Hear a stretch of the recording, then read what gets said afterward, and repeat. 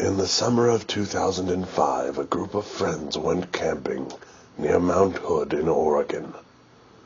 On the second day, they decided to take a hike to a nearby lake.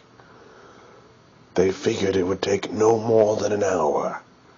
After all, they thought, it's within walking distance. We decided to go on a camping trip, just the guys. Not like that, sorry. The journey started off bad because you knew what was happening when Jason tried to buy those damn Cheetos Puffs. So I asked TJ if we could stop to get some Cheetos. Now TJ got really pissed off and started punching me. No one likes Puffs except Jason. I actually like Cheeto Puffs too. Jason's not the only one. No one else knows that. I got a little secret place right here where I keep them. God, I love Cheeto Puffs. Probably more than Jason. We tried to go camping somewhere else, but it wasn't a campsite, and I figured if we camped there, it would technically become a campsite, but evidently that's wrong, according to David. David's a bitch.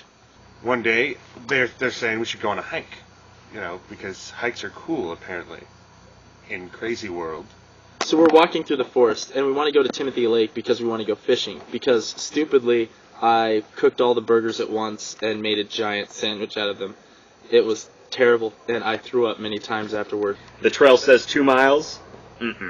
Try more than 2 miles at least. And as it's getting darker and darker, we start to notice that there's certain things in the forest, things with eyes and teeth and hats. And this guy was named Jim. He rode a horse shirtless. We met him the previous day. And he said he was going back to the horse camp because he heard stories that a bear was running around the area looking for food. And we thought, well, whatever. I got a giant stick. Jason has a machete. Zach has his harmonica. And Steve has his wild wit and sense of humor. David, I assume, would be dead. It was like, whatever. Bears are stupid. I don't care. Steve said he saw a trail to the right that said Timothy Lake 1.5 miles. And so we were like, well, that's a lot closer than the 6-mile route that we were taking. And so we took the sign. We followed what we thought was a trail. It was, in fact, just more bushes. Later we found out that wasn't a sign, it was a tree, and it didn't say anything at all. It was just dark, and he thought he saw something. That tree told me that Timothy Lake was just 1.5 miles away. And it's starting to get a little dark, and I look over at Steve, and I'm like, Steve, it's starting to look dark.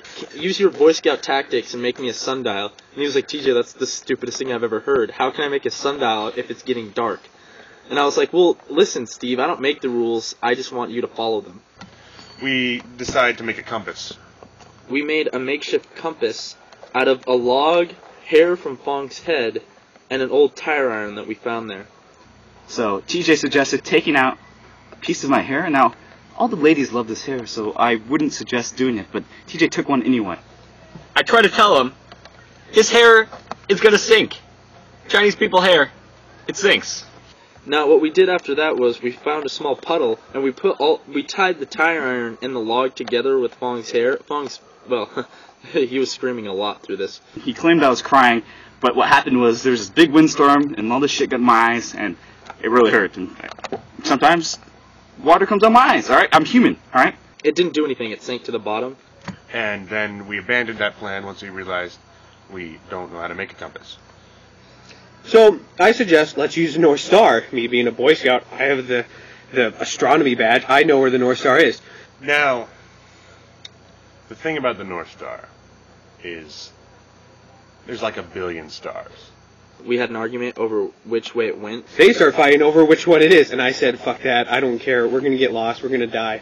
Where's the bear? Kill me now.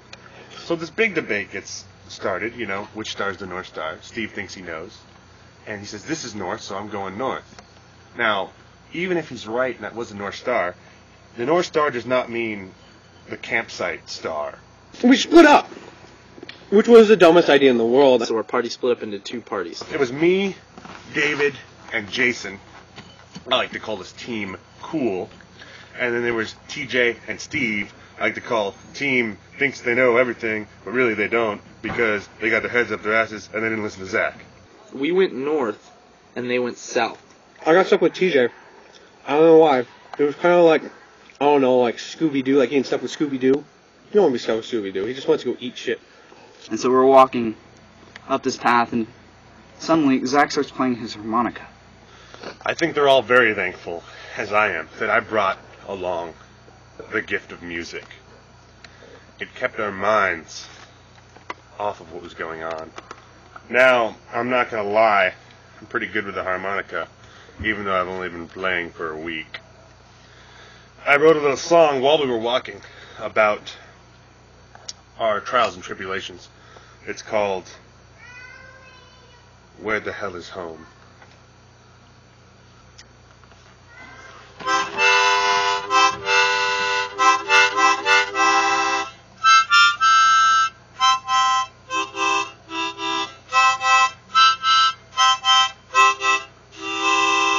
David is lactose.